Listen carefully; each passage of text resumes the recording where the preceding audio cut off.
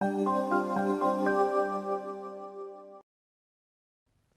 rekan-rekan mahasiswa, ketemu lagi. Perkenalkan, nama saya Abdurrahman. Pada materi kuliah pengantar akuntansi 2, di pertemuan 2.2 ini kita akan membahas tentang wesel tagih atau not receivable. Nanti untuk pembahasan contoh soal melengkapi materi-materi yang sudah kita bahas di pertemuan 2.1 atau pertemuan sebelumnya. Kita langsung saja mulai. Mudah-mudahan teman-teman semua dapat mengikuti dengan baik. Kita sama-sama belajar.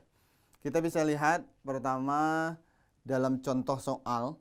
Contoh soal di sini, berikut ini adalah transaksi yang terjadi pada PT Semarang selama tahun 2019. Yang pertama kita akan bahas pada tanggal 1 Januari dijual barang dagang kepada Tuan Gani sebesar 18 juta secara kredit dengan termin N30, berarti masa berakhirnya selama 30 hari. Kita coba untuk pembahasan yang pertama. Ini penyelesaian jurnalnya. Karena tadi dijual secara kredit, sama halnya akan menambah piutang, ya. Ketika orang lain berhutang sama kita, piutang kita secara otomatis bertambah karena penjualan yang dilakukan secara kredit. Piutang bertambah sebesar 18 juta ada di sebelah debit atas transaksi penjualan sebesar 18 juta di sebelah kredit. Itu untuk yang pertama atau tanggal 1. Kemudian kita bisa lihat di tanggal 3 bulan Maret diterima sebuah wesel 9% dengan jangka waktu 90 hari dengan nilai 18 juta dari Tuan Gani. Bagaimana proses penjelasannya, penyelesaiannya? Kita bisa lihat di sini pada tanggal 3 piutang wesel ada di sebelah debit sebesar 18 juta. Kemudian piutang karena Tuan Gani melunasi hutangnya, otomatis piutang kita jadi berkurang, maka ada di sebelah kredit sebesar 18 juta. Kemudian untuk selanjutnya, transaksi yang ketiga, kita bisa lihat pada tanggal 2 April didiskontokan wesel sebesar 10% tarifnya dari Tuan Gani. Maka bagaimana proses penjurnalannya kita bisa lihat di sini. Untuk tanggal 2 April kas, karena apa? Kita terima uang tunai sebesar 18.998.250. Maka kas itu ada di sebelah debit sebesar 18.900.250 rupiah. Kemudian piutang berkurang, maka ada di sebelah kredit sebesar 18 juta. Tarifnya tadi 10%. Maka ketemulah pendapatan bunga sebesar 98.250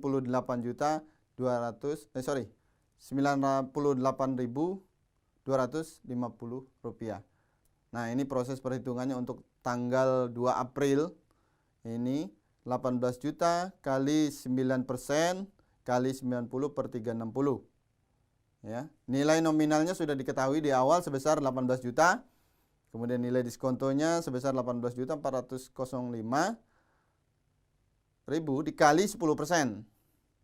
Dikali 60 dibagi 360 sebesar maka ketemu hasilnya minus sebesar 306.750 rupiah.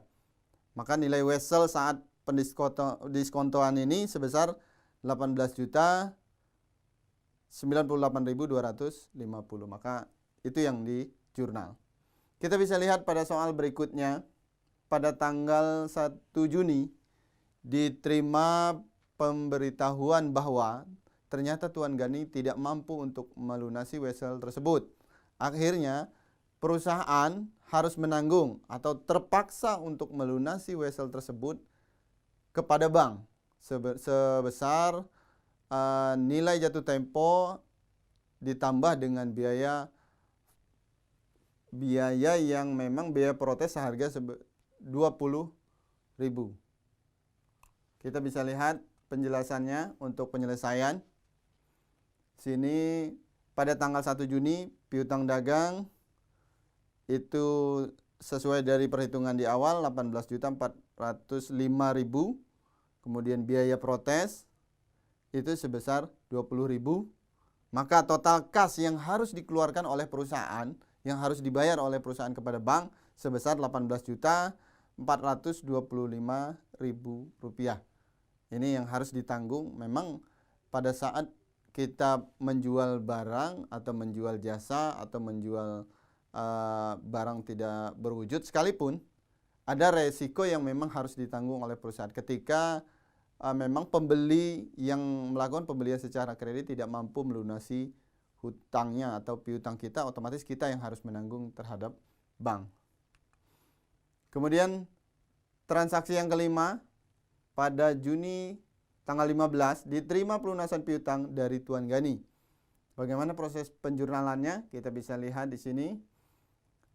Pada tanggal 15 karena menerima ya secara otomatis, kalau kita terima secara tunai maka kas akan bertambah, maka posisinya di sebelah debit sebesar 18.405.000.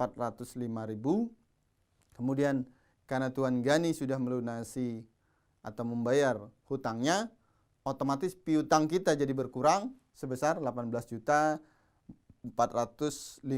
ada di sebelah kredit. Nah, ini untuk hasil penjumlahannya posisinya sama, artinya balance, maka bisa dilihat kesimpulannya ketika melakukan perhitungan bisa dipertanggungjawabkan. Kita masuk ke contoh soal yang kedua. Pada tanggal ini PT Selawis ya. Kita bisa lihat pada tanggal 1 Oktober 2019 PT Selawis memiliki saldo piutang dagang di neraca, saldonya sebesar 200 juta. Kemudian perusahaan tersebut menutup bukunya setiap tanggal 31 Desember. Transaksi yang terjadi selama 6 bulan, mulai dari tanggal 1 Oktober 2019 sampai dengan 1 Maret 2020. Kita bisa lihat untuk penyelesaiannya, kita bahas dari yang pertama.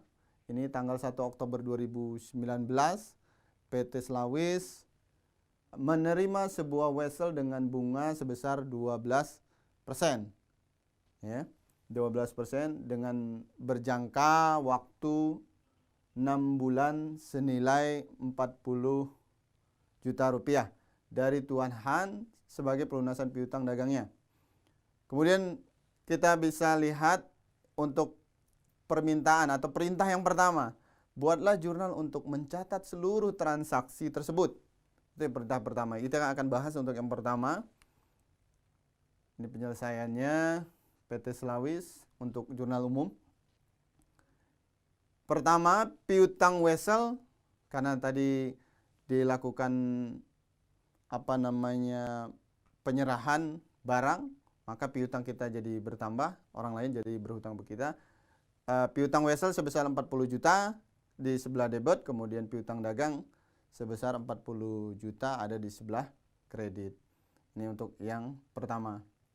Kemudian kita bisa lihat di tanggal 31 Desember 2019, PT Selawis membuat jurnal penyesuaian atas penerimaan bunga dari wesel tersebut. Perusahaan menerima bunga atas wesel tersebut. Nah, ini bagaimana untuk penjurnalannya? Kita bisa lihat bunga sini, piutang bunga sebesar 1.200.000, kemudian itu tergolong sebagai pendapatan bunga sebesar 1.200.000. Nah, diperoleh dari mana?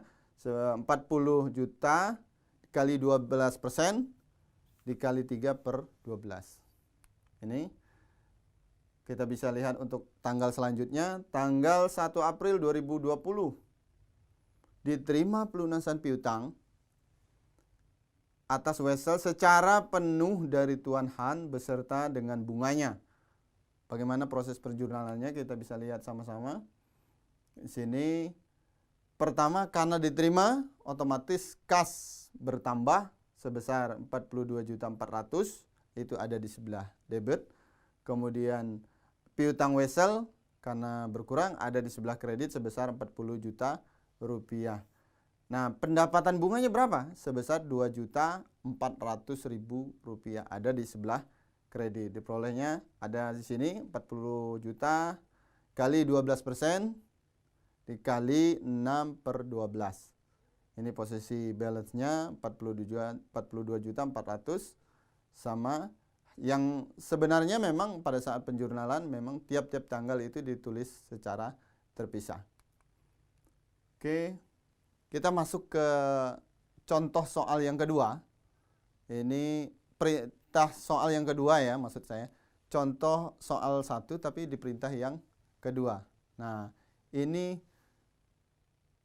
buatlah jurnal pada tanggal 1 April 2020 jika pada saat Tuan Han tidak mampu untuk melunasi piutang Wesel tersebut. Jadi pada saat Tuan Han, ini kita berandai-andai, pada saat tanggal 1 April Tuan Han itu tidak mampu melunasi piutang Wesel. Bagaimana proses pelakuannya? Kita bisa lihat di penyelesaian untuk jurnalnya.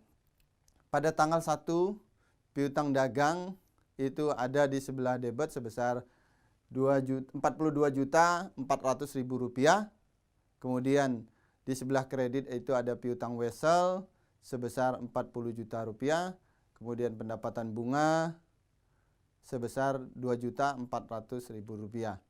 Proses pencariannya ada di bawah. Oke, kita lanjut di video-video pembelajarannya lainnya untuk pembahasan soal berikutnya. Mudah-mudahan untuk soal yang sudah kita bahas pada hari ini bisa bermanfaat untuk teman-teman mahasiswa. Sampai ketemu lagi di video-video berikutnya. Terima kasih. Sekian, Assalamualaikum warahmatullahi wabarakatuh.